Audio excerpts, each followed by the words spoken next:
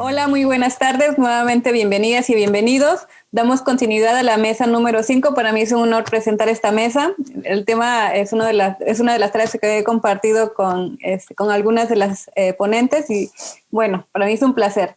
La mesa lleva por título Niñez y Juventudes en las Movilidades y arrancamos con la presentación de Carla Ivonne Brito Gómez, doctoranda de la Facultad de Humanidades de la Universidad Autónoma del Estado de México, en colaboración con la doctora Norma Vaca Tavira. El tema del día de hoy que presentará Carla se llama Adolescentes y jóvenes hondureños en México, manifestaciones de violencia política durante su tránsito migratorio. Te cedo la palabra, Carla. Muchas gracias, Porfiria. Buenas tardes a todas, a todos. También vamos a compartir esta mesa. Me alegra mucho. Y bueno, voy a iniciar, voy a compartir pantalla. Si me pueden decir si ya se ve, por favor. No. ¿No? Denme un minuto, por favor. Menos. A ver, vamos a ver.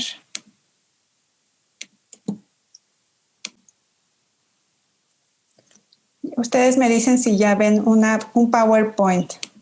Listo. ¿Sí? Muchas gracias. Gracias, Porfiria. Sí. Bueno, como nuestra moderadora nos ha presentado, este es una primera parte de un trabajo de investigación que tengo la fortuna de venir desarrollando acompañada de la doctora Norma Vaca Tavira. Y lo que se presentará ahorita son algunas aproximaciones de esta documentación y revisión de manifestaciones de violencia política de adolescentes y jóvenes hondureños en su tránsito migratorio por nuestro país. Bueno, para iniciar la presentación, la idea es tener estos tres momentos, contextualizar la presencia de población migrante centroamericana en nuestro país, enfocándonos en adolescentes y jóvenes. Un acercamiento, posterior a ello, un acercamiento a los conceptos a partir de los cuales se plantea este abordaje y finalmente algunas de las aproximaciones en campo que ya hemos recabado. Es un proyecto en curso, así que lo que estamos presentando ahorita es un primer avance. Bueno, según el anuario de migraciones que se publicó en el año 2019, Centroamérica con poco más de 48 millones de habitantes, es una de las regiones expulsoras más importantes. De hecho, desde la Organización Internacional de las Migraciones se plantea como la más importante, digamos en números absolutos, de migrantes, ¿no? De emigrantes, como acá se les define. 4.4 millones de emigrantes para el año 2017, que correspondía en ese momento al 9% de su población. En su trayectoria migratoria, y de no ser así, ¿no? Dadas las contingencias y las lógicas que ahora están adquiriendo estas movilidades, el proyecto migratorio al menos avisora pues el lugar de destino a Estados Unidos. Para plantear esta dinámica de migraciones y movilidades desde Centroamérica, planteamos tres momentos porque hay una historicidad determinante en el propio flujo que emana de esta región. Entonces, esta periodicidad la iniciamos en la década de 1980. La región centroamericana, durante los años 60-70 del siglo pasado, vivió una profunda crisis política. Se manifestaron insurgencias, ¿no? Movimientos de insurgencia en países como El Salvador, como Guatemala, como Nicaragua, que llevaron en ese sentido, pues también a una contraofensiva, ¿sí? Muy aguda desde pues, los gobiernos dictatoriales que estaban en ese momento gobernando los países. ¿Qué pasaba en Honduras? Bueno, esos gobiernos dictatoriales tenían una importante asesoría, ¿sí? Apoyo bajo distintos mecanismos del gobierno estadounidense, y muchos de estos destacamentos y bases militares estadounidenses que estaban apoyando en esta contraofensiva se establecieron en Honduras. Todo ello, ¿sí?, era también producto de una forma muy precaria de vida que se estaba desarrollando también en esta región. Entonces, ahí hay un primer momento de esta expulsión de flujos migratorios, pues también huyendo de la violencia política que se está emanando dada esta contraofensiva de los gobiernos dictatoriales. Hago énfasis en ello porque a veces el discurso se plantea que las migraciones fueron producto de la presencia de los movimientos insurreccionales, pero no es en ese sentido, sino los estudiosos lo plantean producto de la contraofensiva. Un segundo momento se ocupa y se presenta, digamos, aquí en esta periodización a finales del siglo XX, porque hay una serie de reminiscencias, ¿sí?, de estos movimientos insurreccionales. Algunas primeras generaciones ya se habían asentado en Estados Unidos y establecieron ya ese capital social y esas redes para seguir migrando, pero además había una profunda crisis política y económica en la región. Todavía los países estaban celebrando estos procesos de diálogo, los acuerdos de pacificación, y todo ello había dejado como resultado pues países con una fractura de su tejido social, una mayor precarización de la vida, pero además se vincula con fenómenos naturales, el huracán Mitch, por ejemplo, que azotó a Honduras en ese momento. Y un tercer momento donde la figura de niños, niñas y adolescentes y jóvenes, ¿sí?, se visibilizan en estos flujos migratorios es a partir de 2014, aquí acompañado de este elemento, de una violencia en sus distintas expresiones, que es una de las razones que se plantea desde estos discursos y narrativas de los migrantes que les llevan a huir de sus países, así literalmente a huir de sus países. Y bueno, el punto de inflexión es en el 2014, que se le denomina pues la crisis, una crisis humanitaria, donde se documentan poco más de 50,000 niños, niñas y adolescentes en la frontera sur de Estados Unidos, pues solicitando refugio, una condición de refugiados o asilo en este país de Norteamérica, ¿no? Este trabajo lo ha hecho a profundidad Matthew Lorenzen y bueno, de ahí obtengo este planteamiento. Honduras ¿por qué elegir Honduras? Tiene los índices más altos de expulsión de migrantes en la región centroamericana. Y de allí, adolescentes y jóvenes son también el porcentaje pues más alto.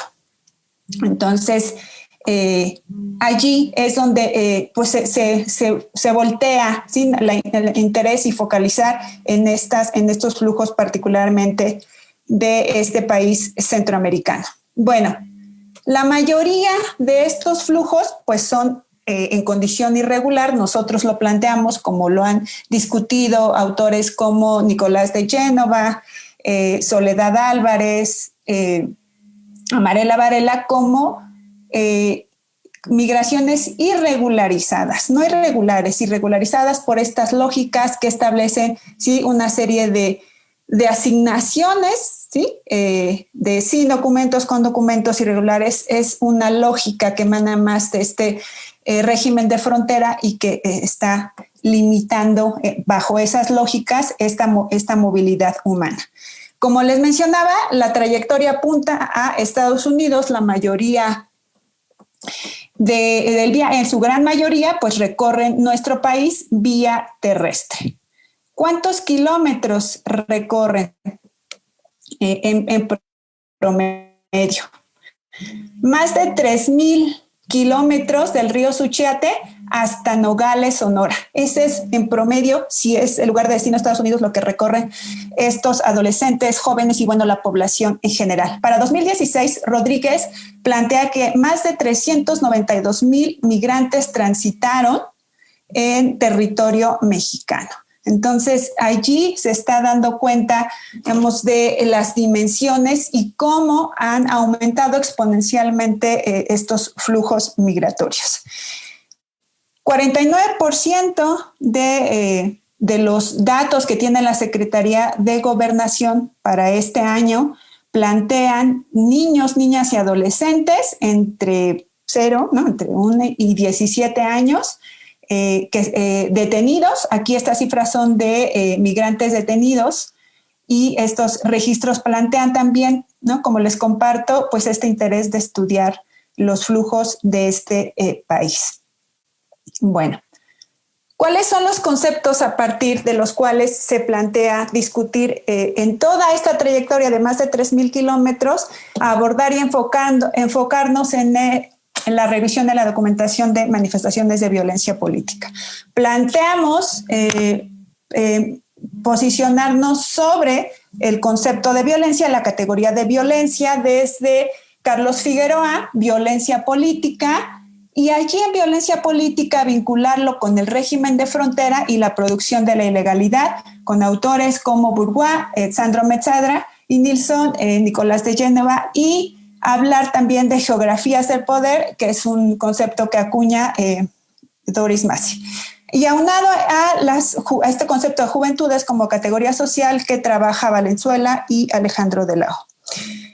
¿Cómo ello nos permita problematizar estas expresiones? ¿Cómo concebimos la violencia? La violencia desde Carlos Figueroa no es un contexto, es una relación social, y en ese sentido implica dos polos constituyentes donde implicará a su vez el uso de fuerza física o la amenaza de ella para imponer su voluntad.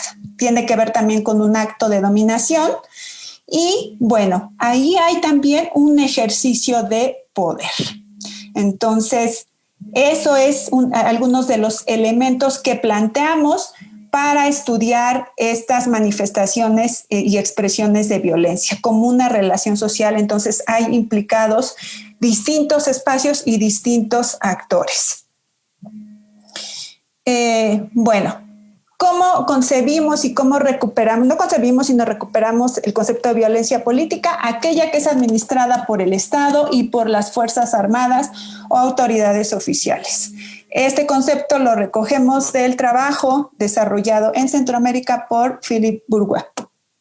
Aquí también lo vinculamos con el papel de las fronteras, ¿sí? Esta justificación de este ejercicio de violencia administrado por el Estado desde sus propios agentes, bajo el discurso y la narrativa de proteger las fronteras de cualquier peligro que venga del exterior, ¿no? Y entonces, ¿cómo allí se discute también esta protección de soberanía nacional, pero además un ejercicio de unidireccionalidad? Bueno, ¿cómo se va concibiendo también esta expresión de violencia política? No es un tema que tenga que discutirse solamente al interior de nuestro país. Hay una serie de vínculos, como les mencionaba, con el régimen de frontera, que implica entonces una serie de acuerdos y de determinaciones en una región específica detentadas por un grupo o por un país, ¿sí?, hegemónico, como en este caso es Estados Unidos, que determina entonces ese cierre de fronteras, pero no solo en sus propios límites internacionales, sino también se van extendiendo a otras regiones. Y allí, cómo se van representando y matizando en nuestro país esos acuerdos y esas determinaciones del país hegemón en esta región en México.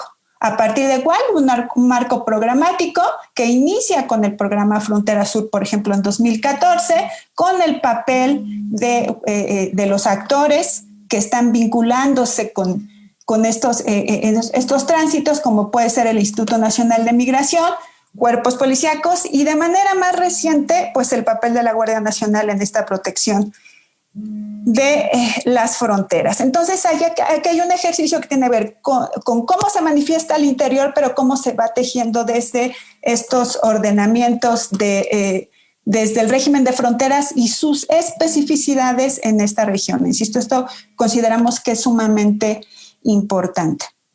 Bueno, ¿Cómo podemos observar entonces estas manifestaciones de violencia política? Justificar y mantener en ese discurso a los migrantes, ¿sí?, como un problema de seguridad nacional, y entonces eso implica tener un mismo trato como si fueran grupos terroristas, y en este caso agudizándose con la pandemia, manifestarse también con esos ejercicios de que se operan en la detención de las más de 60 estaciones migratorias que se tienen en nuestro país, e insisto, de manera más reciente en esta militarización de las fronteras que se está viviendo, sobre todo en la frontera sur. Bueno, ¿cómo se institucionaliza o cómo nos hemos acercado a esta institucionalización de la violencia política? Hay una agudización en los criterios para solicitud de refugio y asilo que se determinan también en otros países como en Estados Unidos, pero ¿qué implicaciones tienen en nuestro país? Por ejemplo, donde damos cuenta que en una década de 90 solicitudes de refugio que tenía nuestro país, ahora está bordeando las 90,000 solicitudes. Entonces, como la temporalidad ahí tiene un punto importante. La solicitud de visas humanitarias, la limitación en su otorgamiento, también es una manera en que hemos señalado esta institucionalización de la violencia política, esa temporalidad en la respuesta de las instituciones que se ha extendido de manera importante y que también, ¿no?, está relacionada con estas control de las migraciones. Este contexto de pandemia que además los coloca como sujetos de riesgo, que paradójicamente sujetos de riesgo en tanto pueden, dado su condición de movilidad, pueden contagiar a la población mexicana, pero paradójicamente pues no se piensa en ningún programa de vacunación para los mismos. Y también otro elemento de cómo se justifica para la protección de menores de edad, adolescentes, niños, niñas, la separación familiar en las estaciones migratorias. Entonces, allí señalamos como un elemento muy importante. ¿Qué vulneración tienen? ¿Cómo se manifiesta esta vulneración? ¿Te quedan 2 minutos? Sí, esa vulneración, sí, Charo, muchas gracias, adolescentes y jóvenes, perdón, tiene que ver con criminalizar, ¿sí?, estigmatizar a los jóvenes hondureños, migrantes, como sujetos de riesgo, asumir que en tan jóvenes pertenecen a pandillas, tratarlos de manera similar ante deportaciones o detenciones de manera similar a un adulto o invisibilizarlos ante las instituciones, ¿no? Un trato totalmente adultocéntrico que limita que sean escuchados. Bueno, traigo a colación pues esta lamentable acción de los cuerpos policíacos. Nosotros lo supimos, la gran mayoría. Victoria, migrante de El Salvador, quien pierde la vida ante la brutalidad policíaca que se ejerce hacia los y las migrantes, ¿no? Eso sí es una manifestación reciente que es importante documentar y por eso estudiar esta temática. Y aquí traigo un segmento de un trabajo de campo, ya para ir cerrando. María es un nombre ficticio para proteger su identidad y nos comenta: viviendo en Acayucan, cuando ya nos salimos a buscar para darle de comer a los niños, como siempre lo hacíamos, ese día la policía municipal nos captura, que nos dice que los taxistas nos estaban traficando. Es mentira, en ningún momento. Ellos no se estaban haciendo el favor de irnos a dejar a la central camionera, ¿no? Y entonces allí hay que ver el papel y las funciones de los cuerpos policíacos en relación con los migrantes, ¿no? La brutalidad y la hostilidad también nos permitimos presentarla aquí en las imágenes. Y bueno, aquí otro segmento. Cuando nos detuvieron nunca me preguntaron si yo era refugiada de Comar, no me preguntaron nada, hasta que llegamos a migración y vieron. Ya se pusieron a ver mi historial y dicen: ¿verdad que tú eres refugiada de Comar? Sí. ¿Y por qué no nos dijiste? ¿Acaso los policías me dieron tiempo de hablar? Me dijeron que me quedara callada. Entonces, pues para ir cerrando, perdón por cerrar tan rápido, y bueno, estas son algunas de los elementos que quiero compartir. Gracias, eso es todo. Voy a dejar de compartir. Muchas gracias, Carla. Muy puntual tu presentación, muy pertinente. A continuación, presentamos la siguiente ponencia a cargo de la doctora Nabila Freyer y Eloy Estrada y Mariana Torres de la Universidad Latina de México, con el título Hasta donde llegue el tren, jóvenes centroamericanos transitando por Guanajuato. Doctora, cedo la palabra y bienvenida nuevamente.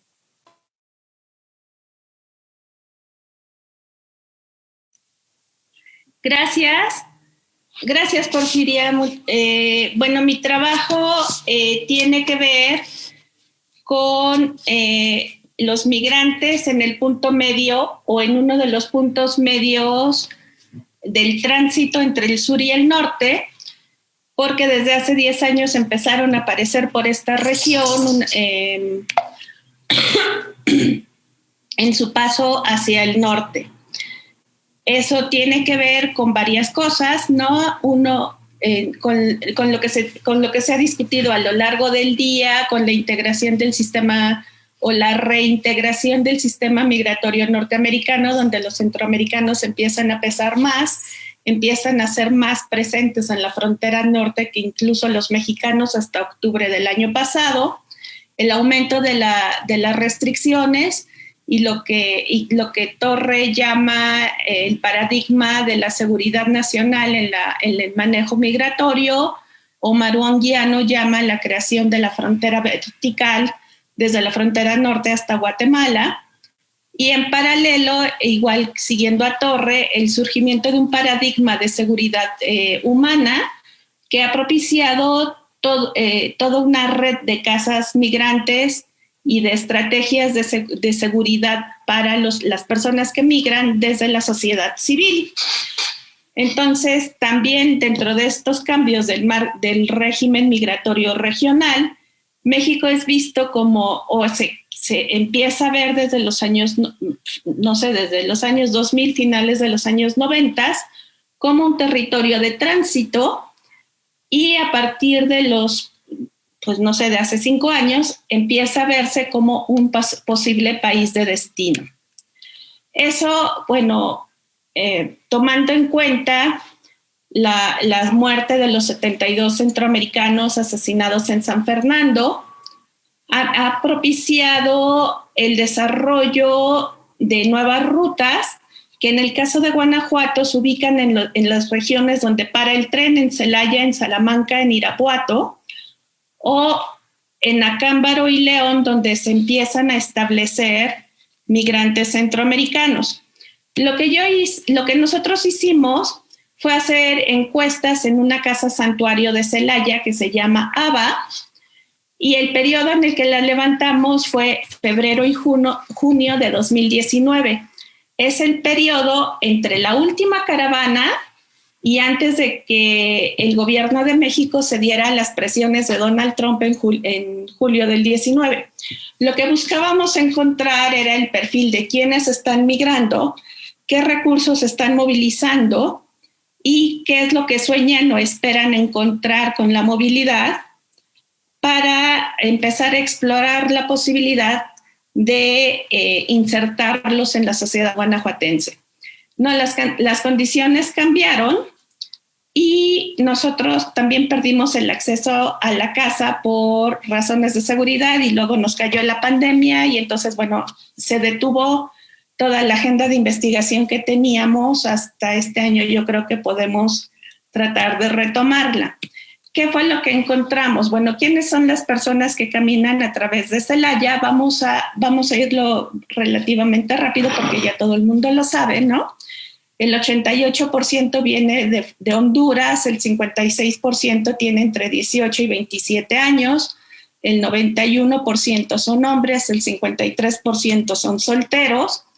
Casi todos ellos son analfabetas funcionales, porque a pesar de que el 83% dice que sabe leer y escribir, el 37% no terminó la educación básica y el 30% es la única educación formal con la que cuenta. Se dedican al trabajo de campo o a trabajos y oficios de poca calificación, Entonces, esto nos permite encontrar las condiciones de vulnerabilidad y precariedad con la que viven y se mueven, como lo plantea Tania Barkov y Marta Rojas, ¿no? Son jóvenes en busca del futuro, son campesinos, trabajan por su cuenta como taxistas, los que no son campesinos trabajan por su cuenta como taxistas, soldadores, mecánicos, viven en condiciones económicas muy precarias, en trabajos temporales en el campo y la ciudad y en el sector primario, y generalmente son semianalfabetas. Las razones de la migración, el financiamiento del viaje y las rutas que siguen después de aquí hacia el norte, en general el 82% da las mismas explicaciones que se dan en todos los estudios. No tienen trabajo, no tienen tierra y están amenazados o están cansados de vivir en la violencia. En general, si revisamos el otro 20%, tiene que ver también con las explicaciones que Bodnar atribuye a los migrantes europeos que llegaron a mediados del siglo XIX a Estados Unidos, ¿no? En general son jóvenes que no tienen perspectivas de futuro en su país y están buscando perspectivas de futuro en algún otro lado, ¿no? Y regionalmente Estados Unidos es el país en el que se han generado o estructurado esas expectativas. ¿Cuánto tiempo hace que salió de su casa? Entonces, para llegar a Celaya, les toma entre 2 y 3 semanas, ¿no? A la mitad de los entrevistados, no, como acaba de decir Carla, son 3,000 kilómetros, llegar aquí son alrededor de 1,000 y les faltan todavía 2,000 hacia el norte, o 1,500, dependiendo de la ruta que sigan. Entonces, han invertido hasta el momento de la entrevista entre 2 semanas y 1 mes para llegar al punto intermedio de su viaje. Están viajando normalmente solos o con amigos que encuentran en el camino. Las relaciones familiares son relativamente bajas, los movimientos familiares. ¿Cómo está financiando el viaje? Bueno, encontramos a un grupo de jóvenes que se salió a la aventura, oyó que la gente que se estaba formando un grupo en su comunidad y salió a ver si podía llegar. Hay unos que lo hacen pidiendo dinero en la calle, les prestaron dinero en su país, pero aquí hay un punto importante. El 34% tiene dinero ahorrado para pagar su viaje y el 11% tiene un familiar en Estados Unidos que le está prestando el dinero para el viaje. Entonces, esto ya no se corresponde necesariamente con estos migrantes que espontáneamente se salen a buscar un mejor futuro porque ya no aguantan más la situación, como si estuvieran viviendo en una olla express, ¿no? Más bien, lo que pareciera es que al menos el 40% o el 45% de los migrantes tiene un proyecto migratorio y está sostenido en redes sociales cada vez más consolidadas, como se va a ver a partir de ahora, ¿no?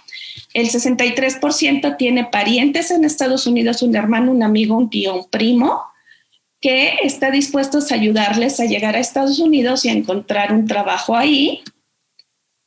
Ya el 60% más o menos ya sabe a dónde va a llegar en Estados Unidos, y la razón por la que escogió ese lugar es porque o tiene un trabajo o tiene familia, ¿no? Sobre la pregunta en el punto medio de la ruta, ¿piensa usted establecerse en México? Solamente 2 personas que representan el 0.6% dijeron que están amenazados en sus países y no pueden regresar por seguridad personal.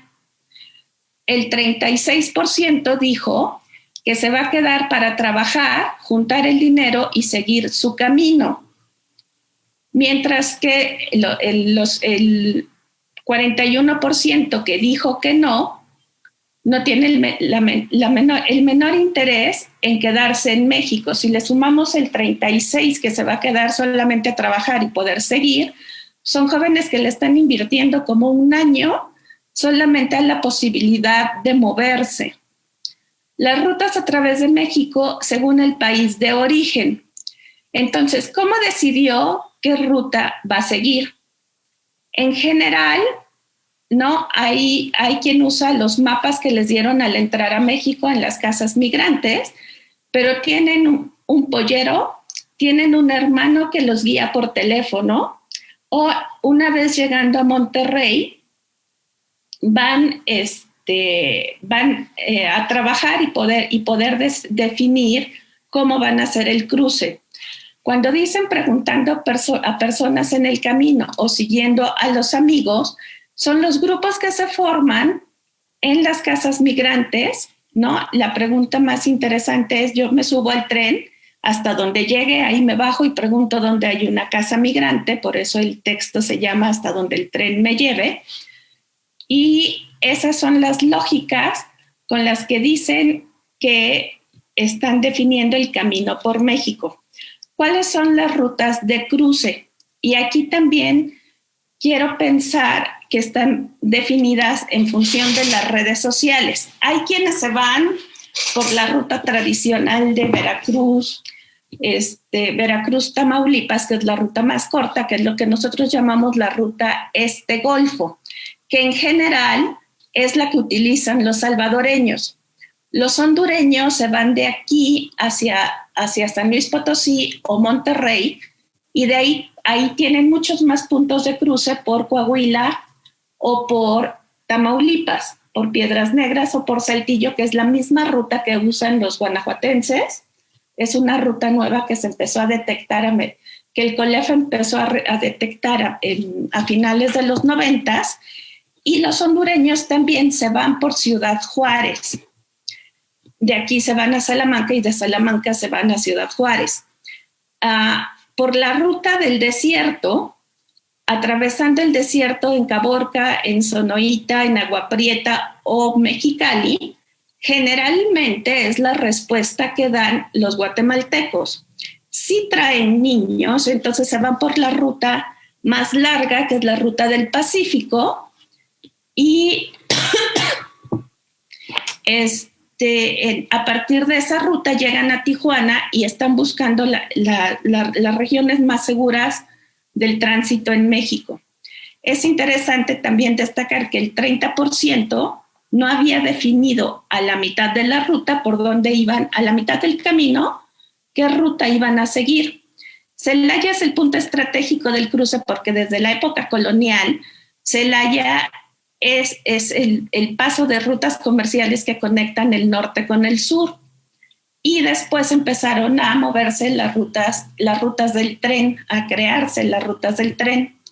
Entonces, a partir de Celaya es donde tienen que definir si de aquí se van a Guadalajara y al Pacífico por Irapuato, o si de aquí se van a Salamanca y Ciudad Juárez, o si de aquí se van a San Luis Potosí o a Monterrey para conectarse con los distintos puntos de la frontera norte. Después a partir de que empezamos a detectar esto en las encuestas, se nos ocurrió empezar a definir o para tratar de encontrar cómo realmente se están moviendo las rutas de la ruta del Golfo, que es la más peligrosa, hacia el centro de México o hacia el Pacífico. Empezamos a medir en los últimos 10 años el país de origen de los deportados por estado y luego hicimos las sumas. Entonces, la ruta roja es la que más utilizan los salvadoreños y la ruta verde y amarilla son las nuevas rutas donde empiezan a moverse o los empiezan a detener. Entonces encontramos que hay gente que se puede mover de sur a norte desde Chiapas por la ruta del Golfo tradicional, pero que ya se están moviendo hacia el centro de México y los detienen en Puebla, en Zacatecas o en Nuevo León o incluso en Colima. Entonces de Chiapas hay una ruta marítima que los mueve, sea de Guatemala o de Chiapas hacia Colima, y de ahí se conectan en las rutas del tren hacia el norte. Los guatemaltecos lo que está en rojo es la línea son los estados donde más los detienen, detienen más de 5,000 personas al año, ¿no? Entonces, estos son los que se están moviendo más hacia el Pacífico y son los que cruzan por el desierto de Sonora. También utilizan la ruta marítima de Colima y esta es la ruta de los hondureños, ¿no? Los hondureños, como son los más recientes y los dominantes en este momento, entonces ellos son los que tienen distintas estrategias de movimiento hacia el norte. Después de revisar estas rutas de deportaciones, entonces podemos concluir que aunque se inició el desplazamiento de las rutas del Golfo hacia el centro y el Pacífico hace 10 años, el cambio ha sido gradual. Un tema que es súper interesante y que no nos esperábamos encontrar, aunque ya Tania Basok y Marta Rojas lo empiezan a señalar, es que hay una multidireccionalidad de la migración. La migración en tránsito no necesariamente implica una línea recta de sur a norte, sino también encontramos a jóvenes que los deportaron, que lograron cruzar y los deportaron, o que en el momento que llegaron a la frontera norte el primo les dijo que $3,000 es mucho dinero y no se los va a dar, o los asaltaron y los golpearon y se quieren regresar a su casa porque es el lugar donde están más seguros, o no pudieron entrar después de muchos intentos en la frontera y prefieren regresarse.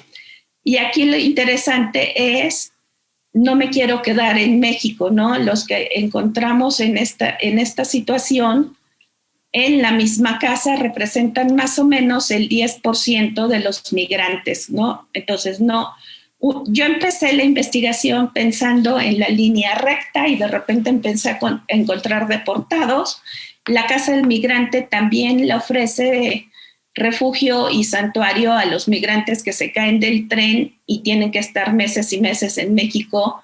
Tienen un convenio con el gobierno de Guanajuato y con la Cruz Roja para que puedan ponerles prótesis y están en la Casa Migrante todo el tiempo que necesiten para poderse recuperar. Entonces, bueno, se refuerza con los resultados que encontramos en la mitad de la ruta. Sí se refuerza esta hipótesis de Bartok y Rojas de que la migración de tránsito no es lineal sur-norte, que los bloqueos en la frontera norte han reforzado la multidireccionalidad de la migración, porque también encontramos migrantes que de aquí se iban a Guadalajara, de Guadalajara se iban a Durango, de Durango se regresaban a Celaya y están circulando en México buscando la oportunidad de poderse volver a mover. Se incluyen personas que regresan de norte a sur a espacios seguros para solicitar al gobierno mexicano que los deporte. Solo en 6 meses solo detectamos una familia que se sentía realmente amenazada para solicitar asilo en México y esperaba también encontrarlo en Estados Unidos, pero normalmente lo consideraban como el plan B. Entonces, estas personas que viajan de norte a sur representan el 10% de las personas migrantes y la verdad sería interesante saber qué es lo que pasa con ellas. ¿Qué pasa con los que están regresando? Normalmente la estrategia fallida era entregarse a las autoridades migratorias mexicanas en un punto en el que estuvieran seguros en la ruta de vuelta y para que los deportaran.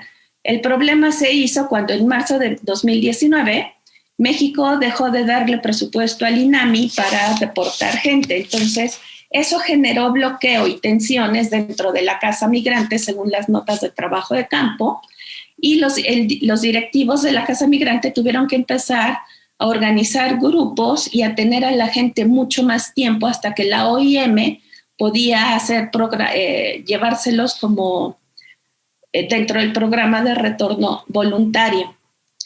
Muy pocos consideraban transitar de migrante a asilado porque en México no conocen a nadie ni tienen familia. Entonces las redes sociales en México son súper bajas Entonces preferían, si no lograban pasar a Estados Unidos con los primos o los tíos o los hermanos, optaban por mejor regresarse a su casa y seguir su vida hasta que apareciera una nueva oportunidad.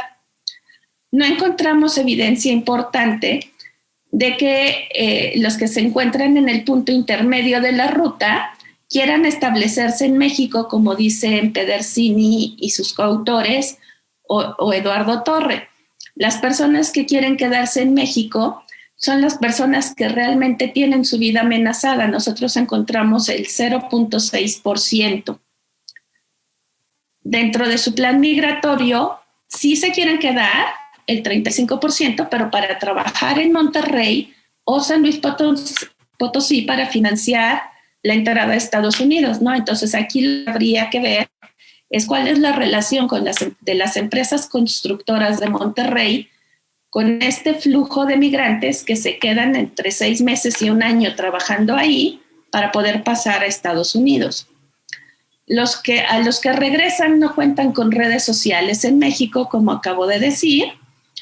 El tercer punto es que a pesar de las condiciones de precariedad, violencia y vulnerabilidad que explica la migración de los países del norte de Centroamérica, las redes sociales juegan un papel fundamental para la movilidad de este grupo. No sé si llamarlo como una nueva ola migratoria o simplemente es un nuevo grupo. Como Carla acaba de señalar, hay varias ¿no? temporalidades, ¿no? de los migrantes que salieron por las razones políticas, que serían como los migrantes cero, los migrantes que salen en la década, en los 90 y a principios del 2000, y estos nuevos migrantes que implican el flujo mayoritario, pero estos ya tienen como redes sociales más establecidas que les financian el viaje, que les teledirigen las rutas. No todos traen un teléfono celular y cada vez que caminan o llegan al lugar, lo primero que hacen es hablarle a la persona, al primo o al pollero incluso, para saber cuál es el siguiente paso. Y las redes sociales también son las razones para elegir los lugares de destino. Siguen siendo la base de los trabajos en ruta y una vez llegado a Estados Unidos, de los trabajos que van a realizar. El 20% dijo que 26 personas, no me acuerdo cuál es el porcentaje, dijo que ya tenían el trabajo en Estados Unidos y que el patrón les estaba financiando el viaje. Y también son la razón por la que no quieren quedarse en México.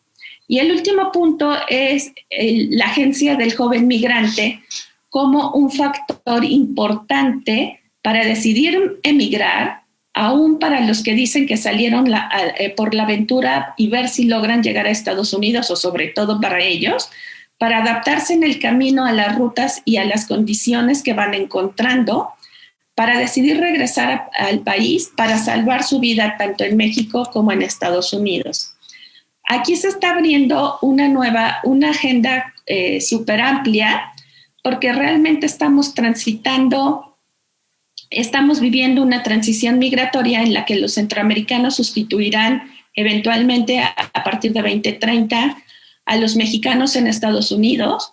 Nosotros podemos aprovechar, al menos en esta región, que ha habido un proceso de globalización acelerado, para insertarlos en los trabajos tradicionales, mientras la gente que hace los trabajos tradicionales se está moviendo hacia la manufactura.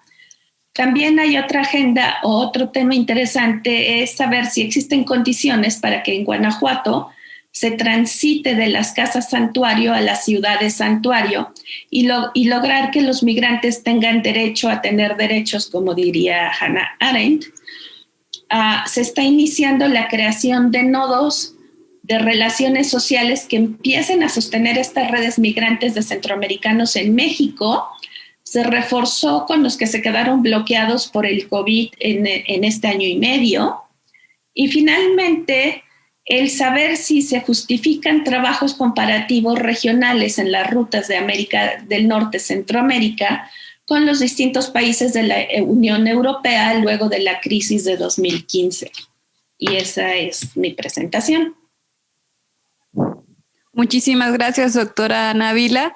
Creo que con el tema que nos acaba de presentar junto con el de Carla, nos viene a mostrar un panorama más genérico de la situación de las juventudes en la actualidad. Agradezco su participación y gracias. A continuación, vamos a dar inicio a la siguiente ponencia a cargo de Riger, no sé si lo dije bien, corríjanme por favor, Riger Fernando Mejía, del colectivo acompañante de niñeces y adolescencias migrantes CANAMI, Incidencia Civil para el Desarrollo ACE. El título de la ponencia que nos trae el día de hoy es Centro y Periferia, 2 experiencias de niñas y niños indígenas migrantes en una ciudad mexicana. Te cedo la palabra, Mejía. Hola, buenas tardes. Sí, está bien dicho. Riger o Riger, como sea, está muy bien.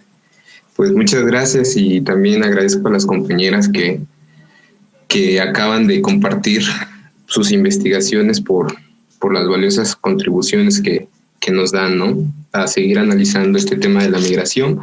Bueno, pues yo me llamo Riger Mejía.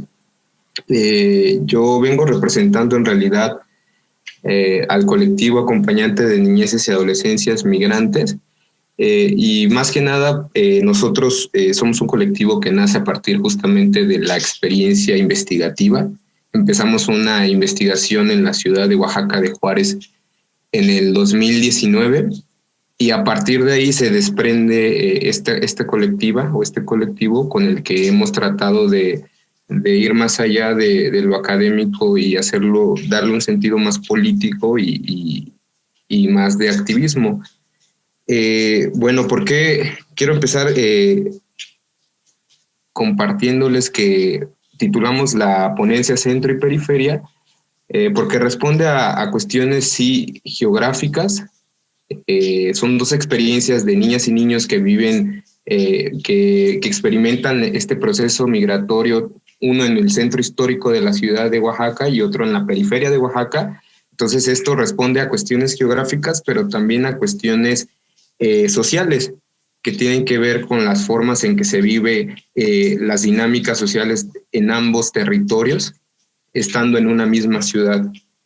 Por otro lado, pues igual pues me doy cuenta que la mayoría de las ponencias que se han dado en el Congreso han estado muy enfocadas a la migración transnacional y yo quisiera como recalcar algo que dice Villafuerte, analizando justamente las migraciones transnacionales e internas de familias tzotziles o de grupos tzotziles, y es que él dice que las migraciones interestatales o las migraciones internas no hay que dejarlas de lado, justamente a pesar de la coyuntura en la que estamos actualmente, porque desde su perspectiva pues representan una plataforma de despliegue para las movilidades ya internacionales.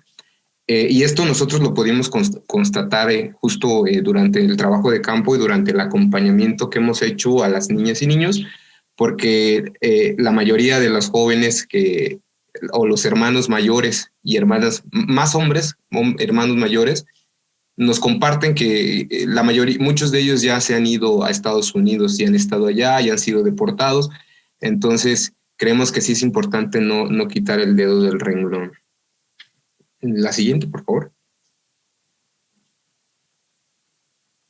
Bueno, pues les comento sí de manera general la situación de las familias mayas tzotziles, pues provenientes de los Altos de Chiapas, que en los últimos 20 años aproximadamente ha habido en México, principalmente en ciudades que no son Ciudad de México, que no es Monterrey o Guadalajara. Otras ciudades han empezado a ver una proliferación de estos procesos de movilidad interestatal de estas familias tzotziles. La mayoría de estas familias llegan a las ciudades y se insertan en la economía informal, mayormente en la venta de chicles, dulces y cigarros, a veces artesanías, a veces en la construcción los hombres, pero generalmente es en la economía informal donde tienen su mayor apertura. Algo que destaca mucho de estas personas o de estos grupos y que es muy, muy controversial dentro de los contextos receptores es la cuestión de la niñez trabajando. Las niñas y los niños colaboran en las dinámicas de la economía familiar y también se ponen a vender dulces, chicles y cigarros y generalmente siempre vamos a ver, donde hay grupos tzotziles, vamos a ver a niñas y niños trabajando. La situación en Oaxaca, nosotros la hemos documentado un poco. A principios de los años 2000 hemos encontrado que empiezan los primeros flujos de estas familias de los Altos de Chiapas a la ciudad de Oaxaca. Vemos que para el 2017 ya había muchas familias migrantes aquí en Oaxaca, de familias tzotziles, pero empiezan a ocupar las periferias de la ciudad. Oaxaca es una ciudad turística actualmente, pues hay fiestas muy importantes como la Guelaguetza, como las fiestas de los muertos. Entonces, es una ciudad bastante, se podría decir, como próspera dentro del ámbito turístico. Las familias, justamente estas familias han encontrado refugio económico dentro de estas dinámicas, pero a partir del 2017 aproximadamente empiezan a ocupar las periferias de la ciudad y empiezan a tener, empiezan a ver más niñas y niños trabajando en las periferias principalmente. Una de las cosas que empieza a ver es que los niños empiezan a pedir limosna, empiezan a dedicarse a los procesos de trabajo, pero desde una... Permítame tantito, una disculpa, es que se me está descargando la computadora y voy a conectarla rapidísimamente.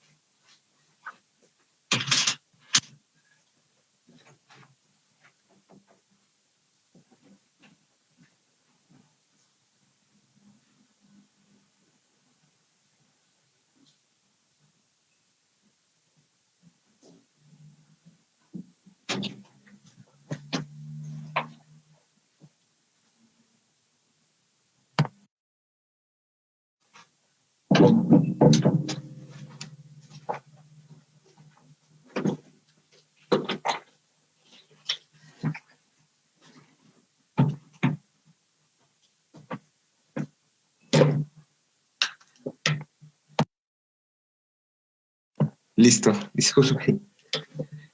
Y bueno, en octubre del 2018 se hace un operativo judicial aquí en la ciudad de Oaxaca, en donde hacen un resguardo de más de 54 niñas y niños y adolescentes, y el resultado de todo ese proceso es que eran víctimas de trata de personas en modalidad trabajo infantil.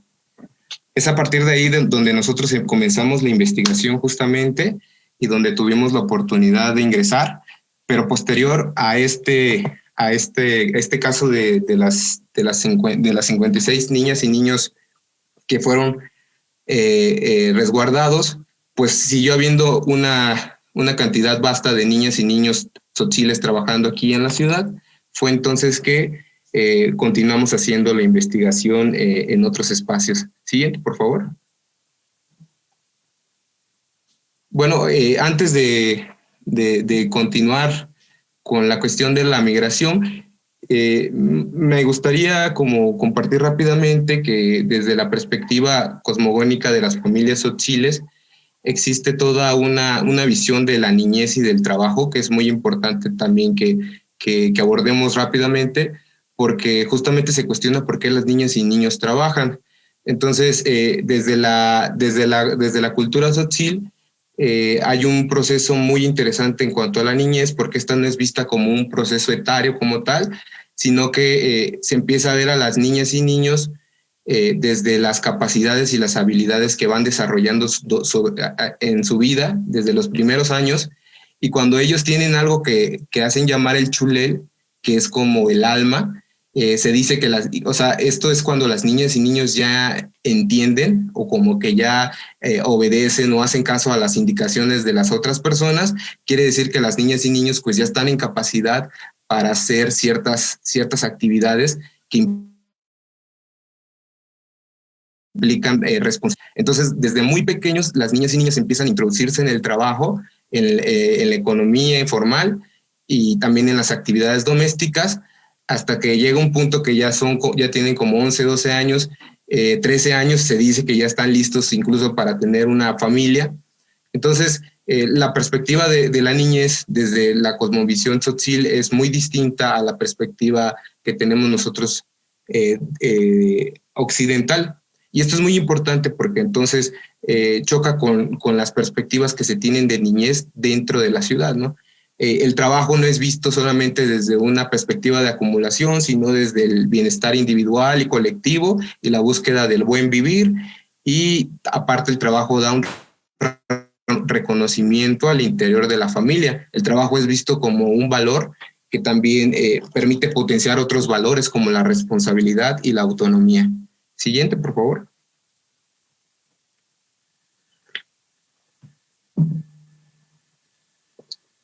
Bueno, nosotros el horizonte teórico desde el cual nos posicionamos no fue tanto desde el aspecto o desde la categoría migratoria como tal, porque nos enfocamos más en conocer la niñez de estas niñas y niños. Entonces nosotros retomamos como tal el concepto de niñez de los estudios críticos de la niñez como una construcción social, cultural e histórica, y intersectada por factores de género, clase social y origen étnico, y que considera a las niñas y niños como sujetos sociales, culturales e históricos. Esto nos ayuda mucho porque nos ayuda a entender que la niñez no se vive, o sea, no hay una manera natural de vivir la niñez, sino que hay múltiples formas de vivir la niñez y que estas no es igual, por ejemplo, para la niña que para el niño o que para las niñas y niños de la ciudad, como los niños y las niñas de comunidades o como la niña y el niño migrante. Nos basamos en un enfoque poscolonial también de la niñez, en el que justamente se reconoce esas otras formas de vivir la niñez como válidas también y como importantes, a pesar de que no se apegan a un modelo hegemónico de niñez como el que se viene impulsando desde instituciones internacionales como UNICEF, como la OIT, en donde hay un modelo que se contrapone mucho a la forma de ser niña y niño que está aquí, que vivimos aquí en nuestros territorios, pero que finalmente pues no es posible vivirla en algunos casos, ¿no? Prohibir trabajar, pues muchos niños tienen la necesidad de trabajar o no migrar y muchas niñas y niños tienen que hacerlo, ¿no? Entonces, de ahí sacamos como una categoría dentro de aquí de nosotros, que es la niñez indígena trabajadora migrante, en donde de ahí vemos la migración indígena, que desde Cárdenas la llama también interna translocal y que es temporal en el caso de estas niñas y niños, pero también vemos otro fenómeno que se desarrolla dentro de estas niñeces, que es la cuestión de la trata de personas con fines de explotación laboral. Siguiente, por favor. Siguiente, por favor.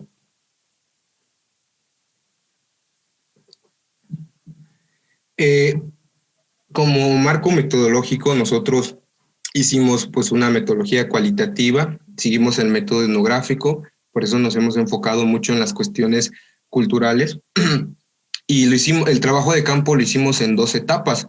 Primero, este estudio fue hecho con niñas y niños tzotziles que trabajaron de agosto del 2018 hasta agosto del 2019. Se trabajó con estos 2 grupos. Un grupo trabajó en la periferia de la ciudad, el otro grupo trabajaba en el centro histórico, y la primera etapa del trabajo de campo que le hicimos en marzo, las hicimos en comunidades de Chiapas con las niñas y niños que habían sido retornados a sus comunidades de origen tras el operativo que se hizo aquí en Oaxaca. Esto lo hicimos con respaldo de instituciones como el CIESAS Pacífico Sur, como el DIF también, y también la Fiscalía fue parte de estas instituciones que nos respaldaron para poder hacer este trabajo de campo en estas comunidades de Chiapas. Y la segunda etapa fue ya en concreto en la ciudad de Oaxaca, en donde estuvimos acompañando a las niñas y niños, haciendo observaciones, charlas informales sobre todo, y fueron metodologías un poco más dinámicas. Siguiente, por favor. como por ejemplo dibujos, fotografías, entrevistas. Entonces, igual incluso en las técnicas metodológicas que usamos, se puede ver la diferencia entre ambos grupos, porque justamente las dinámicas en donde ellas y ellos se habían insertado afectaban justamente en la forma en que nosotros, o afectaron más bien las formas en que nosotros pudimos adentrarnos a sus mundos. Siguiente, por favor. Les comento que nosotros hemos investigado sobre la cuestión de las migraciones interestatales de comunidades tzotziles. Encontramos los génesis más o menos a inicios del siglo XIX con el auge del café y el establecimiento de las fincas cafetaleras en la región del Soconusco. Ahí empiezan los primeros flujos migratorios, que era más bien a nivel muy regional. Para la segunda mitad del siglo XX vemos que empiezan decae el café, hay un decremento en las zonas cafetaleras y empiezan también las construcciones de presas hidroeléctricas en estados vecinos de Chiapas, y la industria turística también en el país. Entonces empezamos a observar que estos procesos de movilidad interestatal y también transnacional empiezan más o menos a mitad del siglo XX, pero con la llegada de las políticas neoliberales en los 90 es que se quebrantan estas relaciones entre el Estado y la economía rural, y sucede que pues muchas familias se quedan sin tierras, muchas familias no tienen recursos para seguir la siembra, y la migración se convierte como en una herramienta muy eficaz para empezar a enfrentar los problemas económicos. Vemos que de ahí viene el levantamiento del ejército zapatista, justamente por este quebrantamiento que causan las políticas neoliberales. Vemos la emergencia de los grupos paramilitares para contrarrestar justamente la insurgencia, y ahí también hay unos procesos de movilidad, más bien desplazamientos forzados, que es la segunda ola. Antes ya había habido los desplazamientos por cuestiones religiosas, ahora por cuestiones políticas y desastres naturales, como también habían comentado las compañeras anteriormente, como los huracanes. Y bueno, todos estos factores que empiezan a hacer que la migración en las comunidades sea cada vez mayor y cada vez más vayan expandiéndose buscando ciudades, porque en las comunidades simplemente ya las cosas, pues la economía pues no estaba fluyendo. Entonces vemos también que se empiezan a crear redes en las ciudades en las ciudades de la Ciudad de México, y empieza a haber ya más que migración solamente de los hombres, ya las familias empiezan a migrar las niñas y los niños, y ya empiezan a hacer movilidades por unidades familiares. Siguiente, por favor. Y bueno, ya entrando ya de lleno a los hallazgos o a las cosas que queremos mostrarles como resultado de la investigación que hemos hecho, y aparte del acompañamiento que les hemos dado a estas familias o a estos grupos. Siguiente, por favor. Empiezo compartiendo sobre el grupo de periferia. Vemos que ahí logramos encontrar que los motivos para salir de la comunidad pues eran falta de trabajo remunerado en la comunidad, un concepto que usa Mercedes González de la Rocha, que son desventajas acumuladas. Vemos muchas desventajas acumuladas en estas niñas y niños. Vemos orfandad, vemos a padres o madres o ambos fallecidos, vemos a niñas y niños que se empiezan a ser responsables de sí mismas, vemos también niñas y niños que en sus familias adquieren deudas y se hacen responsables también de pagar esas deudas. Vemos que no hay necesidades básicas cubiertas como comida y ropa. Por ejemplo, aquí vemos el testimonio de Carmen, que dice, ¿por qué te fuiste a Oaxaca? Porque aquí no hay dinero, no hay comida. Vemos alcoholismo en las familias, en los hermanos, en la gente mayor, y sobre todo vemos experiencias migratorias previas. Muchas de estas niñas y niños que migraron a la periferia urbana de Oaxaca eran la primera generación de migrantes. O sea, sus familias, sus papás, sus mamás no hablaban español y nunca habían migrado a la ciudad. Entonces ellos fueron la primera generación, muchos de ellas y de ellos. Y bueno, por búsqueda también de autonomía. Siguiente, por favor. El proceso en estas niñas y niños para salir de la comunidad fue mediante un proceso de reclutamiento en sus comunidades de origen por paisanos de comunidades cercanas. Ellos los engancharon mediante promesas de pagos mensuales, de que les iban a pagar sus rentas, el transporte, la ropa, la comida. Les ofrecieron trabajos de vendedores de fruta, trabajos que supuestamente no iban a requerir mucho esfuerzo, y el trato directo fue con muchas niñas y niños. Como les mencionaba anteriormente, la visión de la niñez es un poco diferente, ¿no? Nosotros tenemos testimonios de algunas niñas y niños que no pidieron permiso para salir y más bien avisaron ya que estaban aquí, que estaban en Oaxaca. Entonces vemos y también hubo trato con madres, con padres, pero fueron también mediante engaños. Siguiente, por favor. Al llegar a la ciudad, pues vemos que estas niñas y niños vivían en hacinamiento. Ellas vivían en cuartos con más de 20 personas durmiendo en una misma cama, en una misma habitación. Se alimentaban 1 o 2 veces al día con comidas rápidas. A veces compraban sopas instantáneas en el Oxxo. Vemos que había violencia psicológica por parte de los patrones, amenazas, insultos. Vemos aquí abajito, por ejemplo, decía Rosa, decía que si no llevábamos dinero nos iban a llevar a la cantina, y eso era muy recurrente en las mujeres.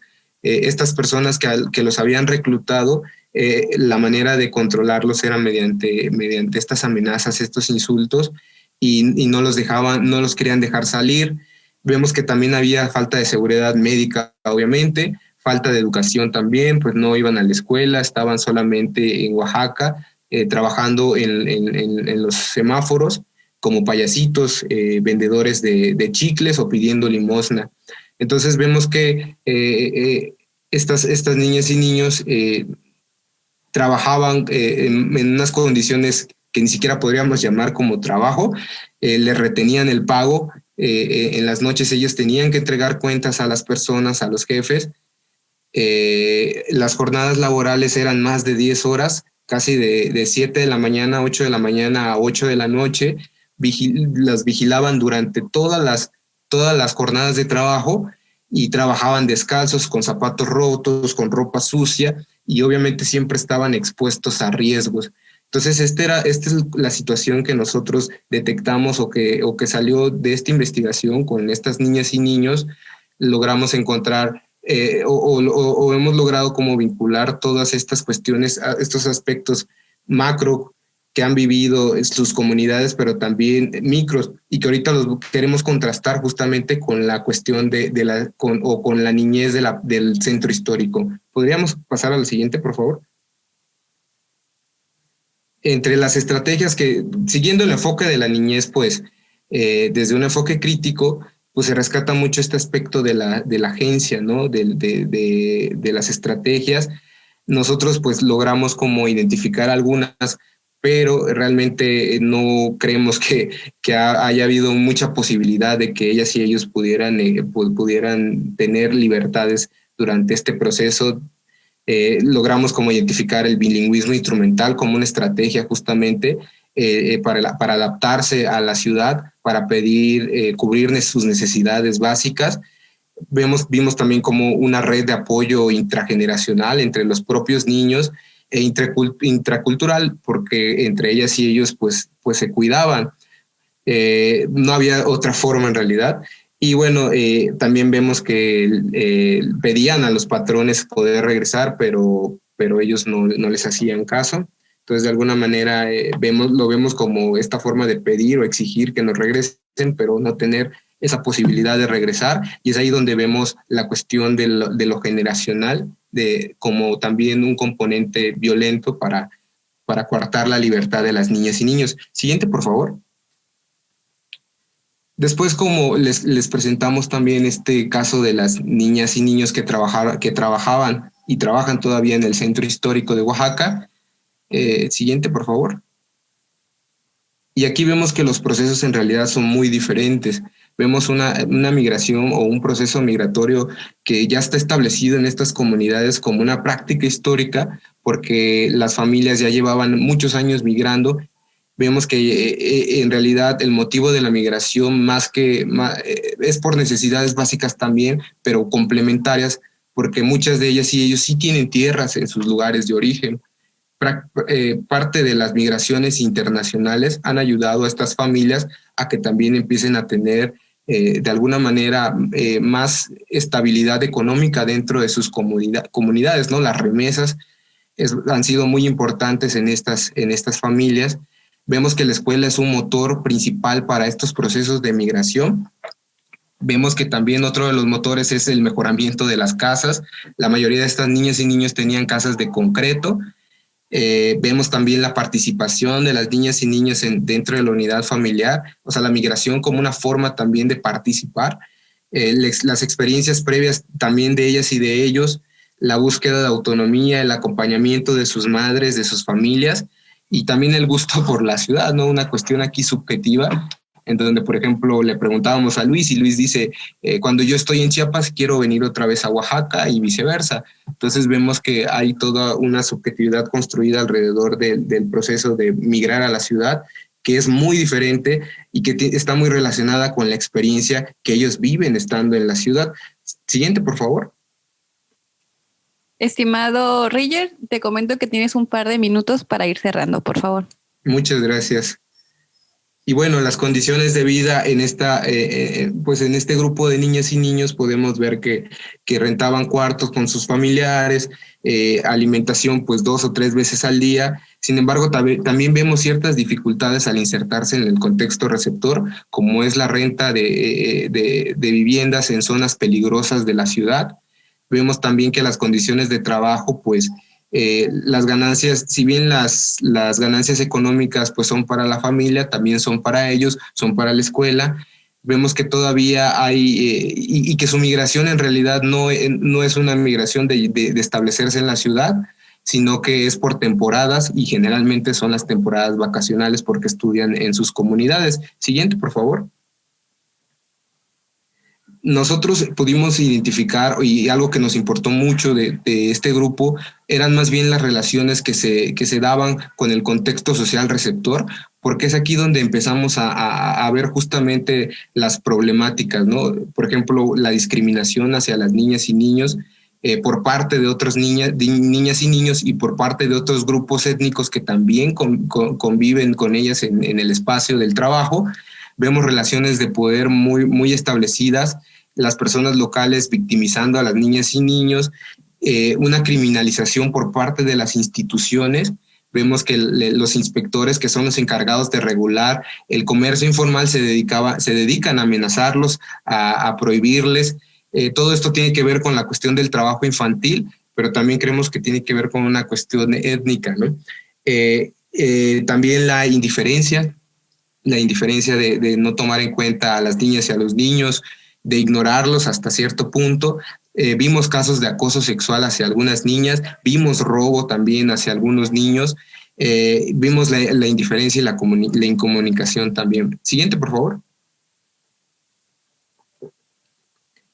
Finalmente, pues queremos destacar también como estas estrategias y prácticas de resistencia, en donde vemos la adopción de un bilingüismo instrumental también por parte de las niñas y niños en la ciudad, las redes de apoyo intracultural que lo habían comentado hace ratos, que también aquí lo vemos muy marcado en las familias y en realidad en la comunidad social de aquí de Oaxaca. El cuidado mutuo entre las propias niñas y niños, la movilidad autónoma por los espacios de trabajo, pero también siempre cuidando el no ir a lugares peligrosos, y sobre todo la resistencia a las imposiciones y restricciones que hay de parte de las instituciones y de parte especialmente de los inspectores, quienes les prohíben trabajar, quienes los amenazan, quienes están todo el tiempo detrás de ellos. Y es una resistencia hacia esa criminalización también que existe hacia ellos por su trabajo y no sé si también por ser migrantes, ¿no? Y bueno, siguiente, por favor, ya para finalizar. Siguiente. pues vemos que hay una heterogeneidad en las formas de vivir la migración en las niñeces tzotzíles. Vemos que hay desventajas acumuladas que están muy relacionadas con la decisión de migrar y de cómo migrar también y de a dónde migrar también. Vemos que existen grupos sociales que se aprovechan de esas desventajas, cosmovisiones y prácticas culturales para explotar a las niñas y niños tzotzíles.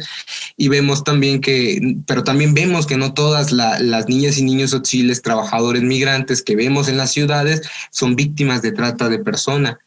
La migración se ve y el trabajo como valores fundamentales dentro de muchas de estas familias tzotzíles, y lo que nosotros consideramos es que el problema no es como tal la migración o el trabajo, sino las condiciones en que se constituyen.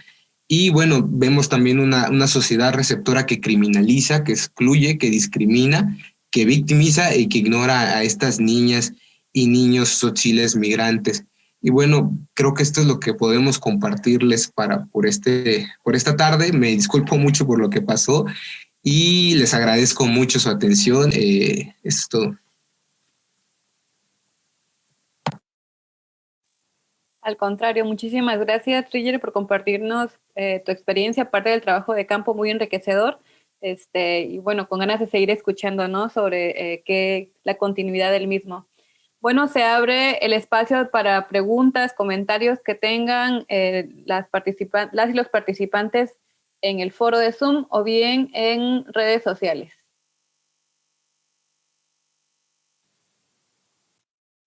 En redes sociales, informo, no tenemos comunicación. Sí tenemos, nos están siguiendo, pero no hay preguntas que hayan hecho ahí. Perfecto. Entonces, estimada Ana, Carla, Roger, no sé si gusten agregar algo más. No, yo no, gracias. Ana dice que ya está. Bueno, yo sí quisiera, Charo, si me lo permites. Sí, adelante. Pues aprovechar estos minutos. Palabra. Gracias, Charo. Pues usar estos minutos para comentarle a Roger o Roger. Roger. Reconocer tu trabajo. Creo que es muy importante esta investigación que estás desarrollando, porque estas imágenes y estos relatos que tú nos estás mostrando, al menos yo vivo en Toluca, en el Estado de México, y me puedo imaginar en distintos, en el centro histórico, pero en distintos semáforos, también la presencia de estos niños y de estas niñas. Y a su vez se están, Charo no lo puede compartir, me han dicho que ya, ¿no?, están subiendo y se están ubicando, o sea, como que están tejiendo una ruta y están ya visibilizándose en ciudades pues más hacia el norte. En otro momento a otro investigador que trabajaba también estas niñeces que pues están, ¿no?, siendo víctimas de trata,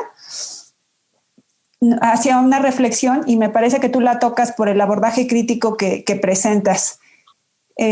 ¿Cómo podemos ver, o sea, cómo dado este trabajo que también yo presenté, que tiene que ver con la violencia política, o sea, en ese sentido, como actores políticos, como agentes policíacos, como las figuras del Estado y las distintas instituciones con un discurso humanitarista y protección y protector de las infancias, y las propias las personas, ¿sí?, quienes conformamos estas sociedades, cómo pasamos todos los días y los observamos y los vemos que están 10, 12 horas en el mismo lugar, vendiendo lo que les tocó ese día o que les han asignado, ¿no? Entonces creo que es muy importante que documentes esto, Roger, que lo conozcamos y que a partir de ello reflexionemos en estas formas tan injustas, tan crueles, en que se están desarrollando estas niñeces mexicanas, y cómo estas formas, ¿sí?, de generación de ganancia, porque es un asunto económico, es un asunto de explotación de trabajo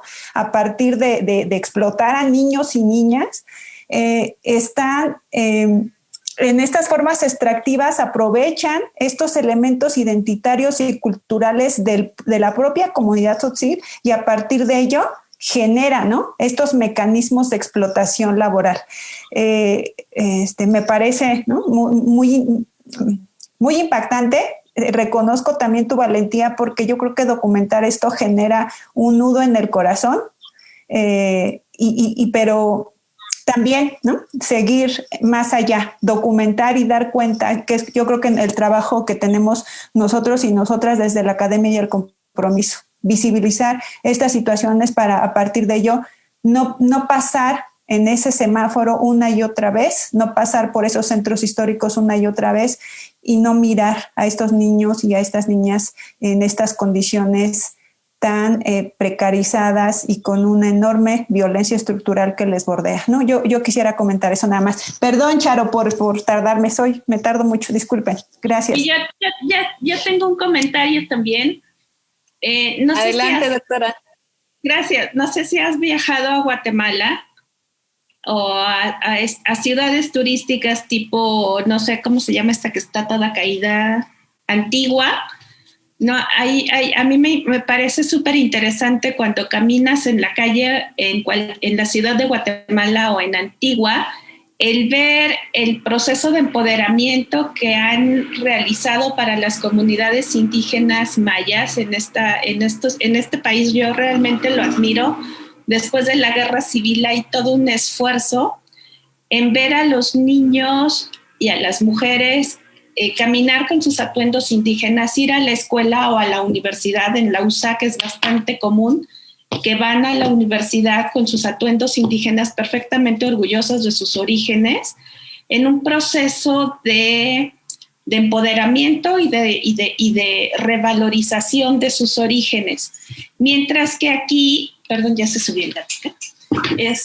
Mientras que acá el asunto es utilizar este origen como el pobrecito o la pobrecita niña tzotzil, en lugar de que hagamos un esfuerzo cultural como país o como región, porque si en Guatemala se puede, ¿por qué nosotros no en las regiones donde son comunidades básicamente de los mismos orígenes, para aprender de esas experiencias y tratar de copiar las mejores prácticas, ¿no?, en términos de revalorización social? No sé si, agarra tu coche y échate un viaje hacia el sur y verifica eso, nada más caminando en la calle en San Cristóbal de las Casas y en Antigua, la posición de la persona de origen indígena es totalmente, la actitud, la predisposición es totalmente distinta, ¿no?, aunque también trabajen como vendedores de artesanías. Y bueno, ese era mi comentario. Que a lo mejor valdría la pena porque tu trabajo está súper bonito en todo lo que dice Carla y pues para darle otra visión a la infancia, ¿no? Sí, es necesario hablar de las niñeces y reconocerlas y también dar cuenta, ¿no?, de estas relaciones. Y revalorarlas, ¿no? Que ellos mismos lo revaloren, no que sea un...